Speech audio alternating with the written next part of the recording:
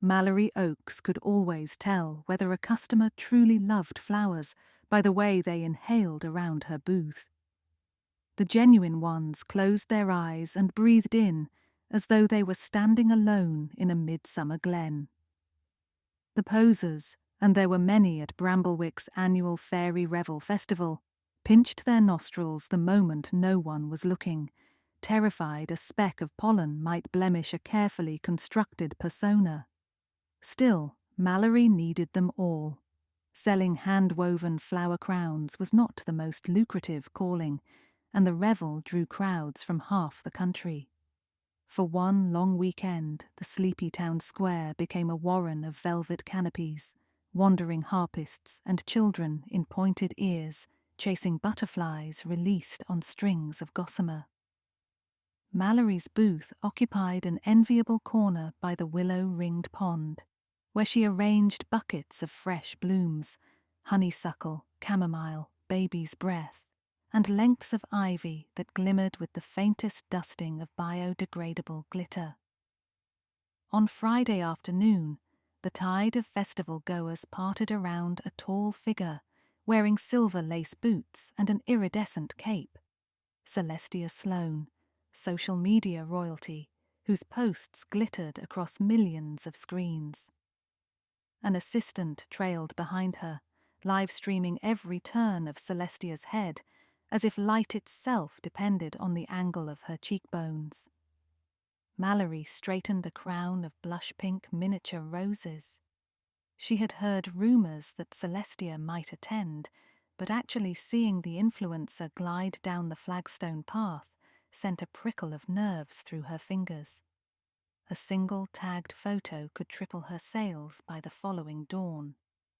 Celestia stopped abruptly, nostrils flaring. "Do you smell honey?" she asked her live audience. Hearts and fairy wing emojis fluttered across the assistant's phone screen. Then Celestia's eyes landed on Mallory's display, and she smiled with a precision that suggested daily practice. "You, flower maker, might I borrow the prettiest crown you have?" she asked. The phrase borrow was both invitation and warning. Influencers rarely paid, believing exposure itself was worth more than currency. Mallory bowed slightly, more theatre than obeisance, then held up a circlet woven of white lilac, peony buds, and soft sprigs of feverfew.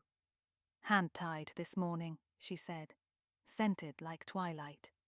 "Twilight sells," Celestia proclaimed, and took the crown. Her assistant zoomed in while Celestia posed, three-quarter profile, lips parted, one hand in her platinum curls. She spent a full 7 minutes capturing angles, then slipped the crown onto her head with a flourish. Mallory dared to ask, "Would you like me to secure it with wire? Strong wind today." Celestia waved dismissal. "I'll manage." Another swirl of camera flashes, and the influencer drifted away, entourage and fans in orbit. Mallory exhaled, half relief, half loss. The crown would likely never return, nor any payment with it. By closing time, the sun had shrugged into a tangerine shawl over the town. Mallory packed her unsold garlands into dampened crates, humming a lullaby her grandmother once sang to ward off wilt. She latched the canvas flaps of her booth, then paused. Beneath her wooden display table, she glimpsed something pale and motionless. At first glance, a discarded cloak. A second look stole her breath. Celestia Sloane lay crumpled on the mulch, the stolen flower crown still on her head, face blotched with angry hives. Her lips were swelling, eyes watering. Near her throat, a faint wheeze rose and fell like a broken accordion. Mallory dropped to her knees. "Celestia, can you hear me?" She fumbled for her phone and called emergency services. Then she shouted for help. A nearby lute player and a pair of stilt walkers rushed over, their elongated silhouettes grotesque in the fading light. Within minutes, paramedics arrived, administering an epinephrine shot and placing Celestia on a gurney. Mallory answered rapid-fire questions: name, occupation, relationship to the victim. When the ambulance doors swung shut, the festival ground was left buzzing, first with concern, then with speculation. The rumour wind can outrun any siren. By dawn, whispers had mutated into accusations. Some vendors claimed Celestia had been poisoned. Others reported seeing Mallory slip mysterious powder into her bouquets. The local paper's website headlined, "Influencer collapses at Fairy Fest. Sabotage suspected." Constable Bramwell, a stout man with the haggard look of someone allergic to fun, arrived just as Mallory opened her booth the next morning. "Miss Oakes?" he asked, brandishing a notebook. "Need a statement." She offered tea steeped from lemon balm, her own herb of calm, but he declined. The constable recorded the chronological facts, then leaned closer. "Festival board is under pressure. Folks online are calling this an attack to gain publicity. Anything you wish to add?" Mallory's cheeks heated. "Only that I've never harmed anyone. Flowers are my livelihood. Poisoning a customer would be rather counterproductive." Bramwell grunted non-committally. When he left, Mallory felt every gaze in the square stick to her like burrs. Customers skirted her booth. A few parents pulled children away from sniffing Petals. At noon, she received a curt text from the festival committee. "Pending investigation. Your stall will be suspended after today. Apologies." Her heart lurched. She depended on weekend sales to cover the lean winter months. Anxiety curled around her ribs like bindweed. But Mallory Oakes was not a stranger to adversity. She had once coaxed lupines to bloom from soil considered barren, and flowers are stubborn teachers. They insist that growth is often born from stress. She resolved to unravel this tangle herself. First, she needed information about Celestia's condition. A call to the hospital receptionist got her nowhere, privacy laws cited like iron gates. So Mallory biked across town carrying a bouquet of pastel ranunculus, a peace offering. At the hospital's visitor desk, she introduced herself as the florist, whose arrangement now adorned the influencer's room. Not quite a lie, she fully intended to deliver it. The clerk, softened by the gesture, allowed her up. Celestia was sitting upright, though pallid, flipping through her own social media feed on a tablet. A stylish neck scarf half hid the fading hives. When she spotted Mallory, her eyes narrowed. "I suppose you've come to apologize," Celestia said. Her voice was hoarse, a side effect of the reaction. "I've come to find out what happened," Mallory replied gently, placing the ranunculus on the bedside table. "Are you all right?" Celestia scrolled. "My throat almost closed on me in the dirt," she said. "First near-death experience that wasn't metaphorical." "Did the doctors identify the allergen?" Celestia shrugged. "Said it was botanical. Isn't all of your merchandise botanical?" "Most, but not all flowers cause the same reactions," Mallory answered. "Some people can't tolerate peonies, others are fine until exposed to ragweed." "I'd like to know precisely what triggered you so I can—" "Why? Worried about lawsuits?" Celestia snapped. Mallory steadied her voice. "I'm worried about my reputation, and about you. An allergy is no one's fault, but rumors already paint me as a villain." Celestia's lips tightened, then softened. "Look," she sighed, "I don't do allergies. They're not on brand." She flicked a manicured nail against her phone. "My fans are devastated. New subscribers jumped 15% overnight. Hospital lighting is horrible for content, though." Mallory thought of the festival committee's message and inhaled. "Would you allow me to test the crown you wore?" I need to know its components remain uncontaminated. Celestia indicated the bedside chair. The crown sat there, wilting. Knock yourself out. Back at her studio flat, a converted greenhouse attached to her mother's cottage, Mallory set the crown under a magnifying lamp. Every blossom had been selected from her morning harvest, grown without pesticides. Yet something was off. Tiny lavender flecks coated the petals in irregular patterns, almost crystalline. She scraped a bit into a glass vial. Her neighbor, Professor Arihan Day, taught botany at the local university and specialized in plant pathology. Mallory enlisted his help. Under the professor's microscope, the flecks resolved into brittle shards of plant matter.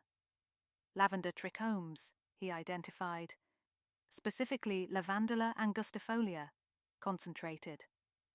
Lavender shouldn't cause that severe a reaction, right? Mallory asked. In airborne amounts, rarely, Day said, adjusting his spectacles. However, if concentrated essential oil or loose trichomes enter mucous membranes, someone extremely sensitive could asphyxiate. Mallory frowned. I never add lavender to flower crowns. Its stems are too woody. So why is it on these petals? Day leaned back. Could have been sprinkled after the crown left your hands. Intuitively, Mallory remembered Celestia refusing the wire. Without secure fastenings, the crown had bounced loosely during her photo session. Could an admirer or saboteur have tampered with it? She thought of the influencer's assistant broadcasting every moment. The live stream would show who came close. That required viewing the archived footage. Celestia's content was subscriber only, but Mallory's younger cousin Juniper possessed a well-honed talent for navigating locked feeds. They sat together at Juniper's cluttered desk that evening. Bright candy wrappers littered the keyboard. Just researching justice, Juniper quipped, fingers flying. Within minutes, the video filled the screen. Celestia paraded among silk banners, fans squealing. Playback in real time offered little insight, so Mallory requested slow motion. Around the 3-minute mark, a gaunt figure in a moss-green cloak brushed past the influencer, pausing to adjust the crown under guise of admiration. The stranger's hand appeared dusted with purple powder. "Zoom," Mallory whispered. Juniper magnified the clip until pixels blurred. The cloak's hood fell back briefly, revealing angular features and rain-grey eyes. Mallory gasped. "That's Rowan Finch." She hadn't said his name in years. Once her closest friend, Rowan, had apprenticed with her before a messy fallout. He'd insisted on using synthetic dyes to intensify blossom colours. Mallory had refused, valuing purity. Rowan left to start Petal Forge, a rival sculptural floristry venture flogging chemically preserved arrangements that never wilted. They catered to upscale hotels and, according to rumour, to people allergic to real plants. Jealousy, Mallory realised, could sprout thorns. Still, accusation needed proof. The footage alone was circumstantial. She needed the lavender sample traced to Rowan's stock. Professor Day suggested gas chromatography to compare chemical signatures. Each farm's lavender bore a unique terpene profile. The university lab had the equipment but required official clearance. Mallory turned to Constable Bramwell, bringing the video, the vial, and a typed request for lab testing. The constable sat behind his station desk, moustache drooping like wilted catkins. "You're saying Finch doused the crown so the influencer would collapse, making natural florists look unsafe," he summarized. "I can't speak to his motive," Mallory said. "Only that the evidence points in his direction. If we test the lavender on the crown against a sample from his workshop, we'll know." Bramwell drummed his fingers. Finch is a respected businessman. Accusations of sabotage are exactly why we must test, Mallory insisted. The constable finally agreed, but warned bureaucracy might stall results until after the festival. Mallory had less than 24 hours before her booth's suspension. She decided to confront Rowan herself. Petal Forge occupied a refurbished grain mill outside town. Mallory approached at dusk, the building's windows glowing unnatural violet, as though some alien flora thrived inside. She stepped through automatic doors into a showroom of eerily perfect blooms, each coated in a resinous sheen.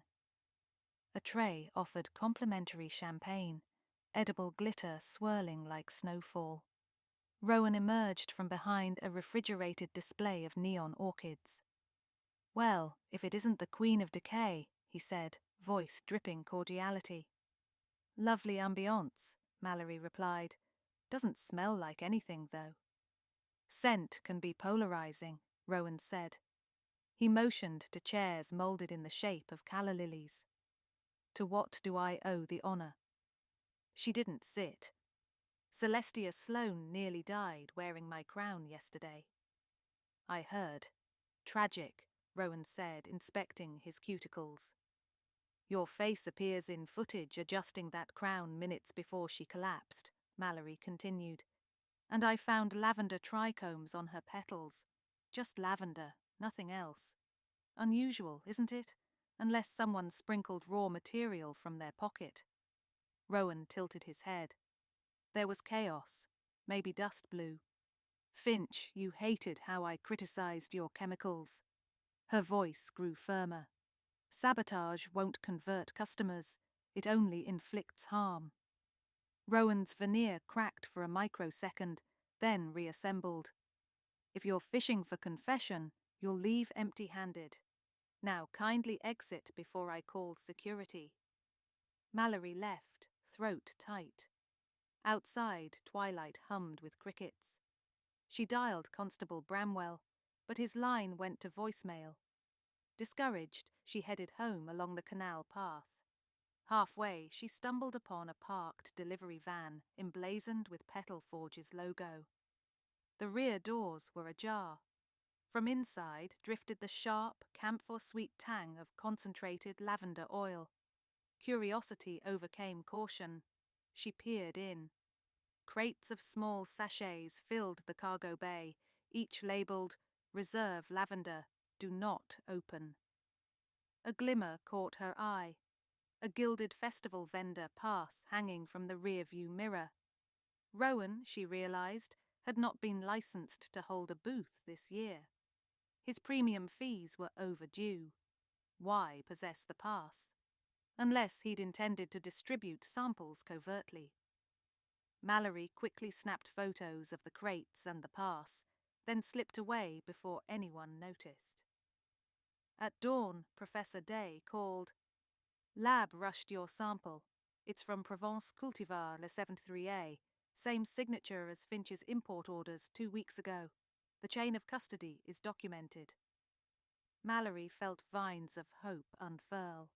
She forwarded the data and her van photographs to Constable Bramwell, who finally produced a warrant. By late morning, officers raided Petal Forge, seizing lavender sachets identical to the crown residue. Rowan was arrested on suspicion of reckless endangerment and product tampering. News spread across festival grounds like spilled glitter. Mallory's booth, once shunned, bloomed with curious patrons. Some came to apologize for doubting her. Others simply yearned to witness drama's epicenter. She greeted each with composed warmth, tying ribbons and explaining proper flower care. Early afternoon brought Celestia Sloane herself, escorted by her assistant, live camera rolling again. Her hives had faded, replaced by artful makeup and a neckerchief embroidered with tiny roses. Celestia faced Mallory, eyes gleaming with both contrition and the anticipation of high engagement content. To my followers, she addressed the lens. I stand here with the artisan unjustly blamed for my medical scare. Evidence now shows she is innocent. She turned to Mallory, lowering the phone slightly. I'm sorry. Mallory nodded, letting the apology land. I'm relieved you're well, she replied. I am, Celestia agreed, then added in a stage whisper, and grateful for the publicity spike. She laughed. How about we collaborate? Limited edition crown. Call it Phoenix Bloom. Proceeds to allergy research. Mallory considered. Collaboration could finance her workshop for months and heal the community's trust faster than any statement. But she wasn't ready to accept mere momentum disguised as generosity. Only if funds also support sustainable farming education, she said at last. Celestia beamed, sensing a narrative arc her audience would adore. Done. They shook hands. The assistant captured every angle. Comments flooded in, heart emojis, applause, declarations of relief. Later, when festival lanterns flickered like captured fireflies, Mallory closed her booth and breathed deeply. The air held no hint of suspicion, only sweet grass and distant cinnamon from the churro stand. She sat by the willow-ringed pond, crown of moonflowers in her lap, reflecting. Flowers teach resilience. They endure storms, pests, the heedless boot of progress, yet still open their faces to light. Mallory had weathered a human storm and protected her craft. She felt roots sink deeper inside her, anchoring in conviction. From across the water, children laughed, chasing glimmers of bioluminescent algae that had been seeded for ambience. Mallory smiled, remembering how wonder begins, a single spark, a curious heart. That wonder was her true product, woven into every stem and petal, untamperable, unstoppable. As moonlight silvered the pond, Mallory placed the moonflower crown on her own head. Its petals unfurled beneath the lunar glow, fragrant with new beginnings.